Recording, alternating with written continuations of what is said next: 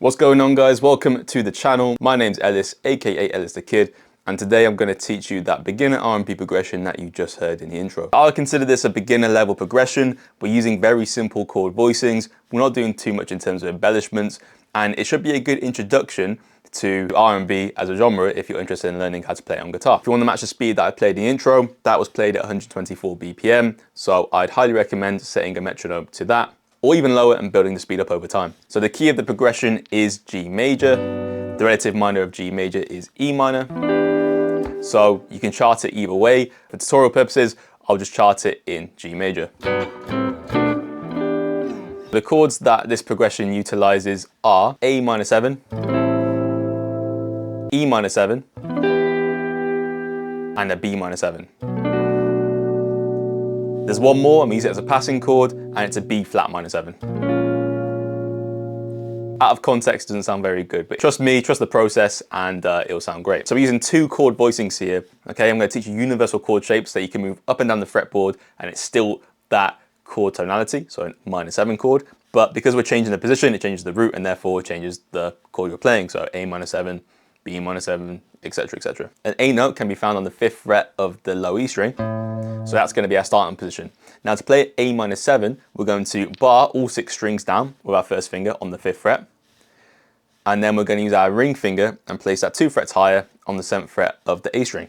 And that's it. That's how you play a minor 7 voicing, a root 6 minor 7 voicing. And you can move that anywhere.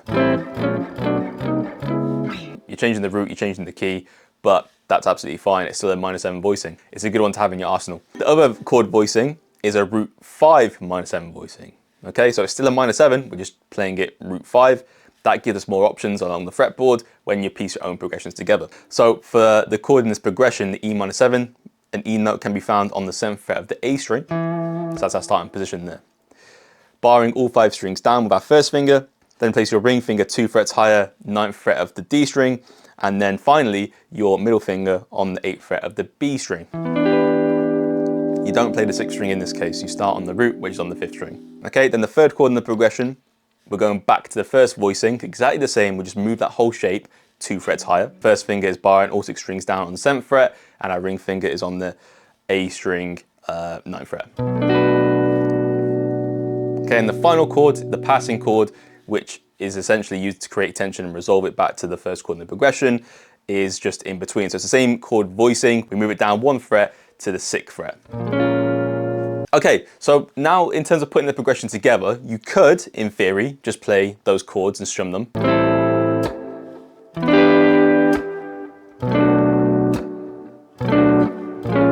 But this is R&B, so we want to create a bit more movement in the progression and a bit more interest. So the next step to putting any R&B progression together is to arpeggiate some of the chords. Now, arpeggiating just means playing the notes of the chord in sequence. So no longer are we just strumming, we're now playing the individual notes in order.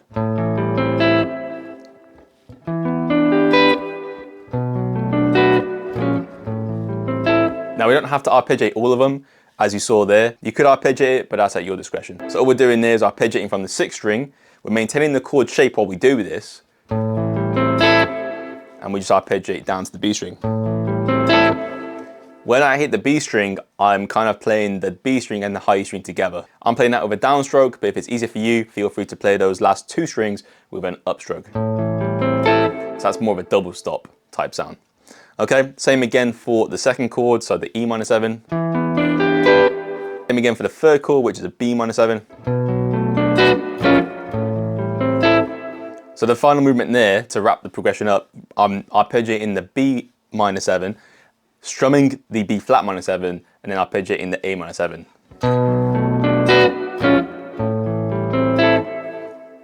Okay, that's the structure, that's the skeleton of the progression. The thing with R&B is we want to make sure that the chords are played smoothly, so that applies to the arpeggiation as well. You want to make sure that those notes, the space in between arpeggiated notes, are even as possible. You don't want to be breaking it up and pausing in between. You know, as an example, I've just practiced that too much, so it's hard for me to not make them spaced evenly. Okay, so one thing to just keep in mind is to not try and get stuck. But if you do in the beginning, that's absolutely fine. Like I said, just practice to a metronome. It's going to really help you hone in on the timing. Okay, Now, if you want to take it a step further, and we're dabbling in the realms of intermediate guitar playing here, is adding embellishments. As you heard in the intro, I was doing things like this. And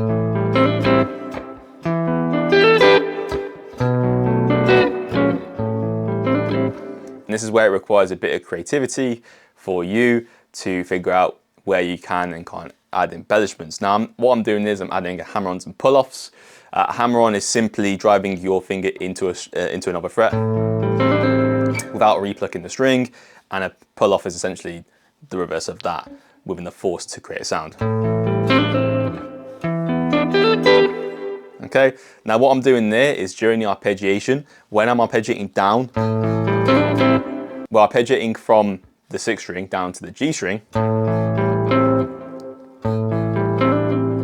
And as I hit the G string, I'm using my pinky finger to hammer onto the 7th fret of the G string, pulling back off to the 5th fret.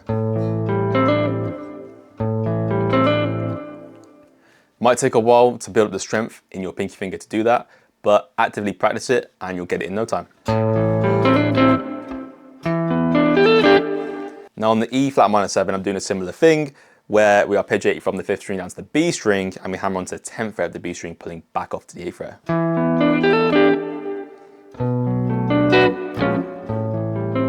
That's pretty much it. Okay guys, that's gonna be it for this beginner progression. As I said at the beginning, practice it slowly, practice to a metronome and build the speed up over time. If you haven't practiced these voicings before, again, it's just gonna take repetition to be able to transition smoothly.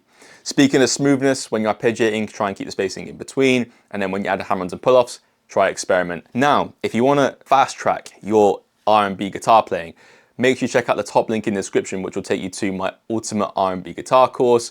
It takes you through all the concepts that you need, theoretically and practically, to play R&B guitar, all the way from beginner all the way to advanced playing. There's 30+ videos and over 5 hours worth of content, which gives you all my tips and secrets to playing R&B guitar and all the tabs and resources that you'll need to fast track your learning, including cheat sheets for hammer-on and pull-off locations. If you want to see more videos like this, I've got a plethora on my channel already, but I'll be releasing more on a regular basis.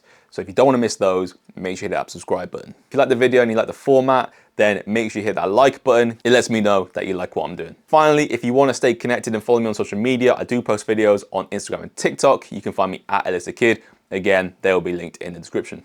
Okay guys, that's going to be it for this video from me. Until the next one, take it easy and I'll catch you all soon.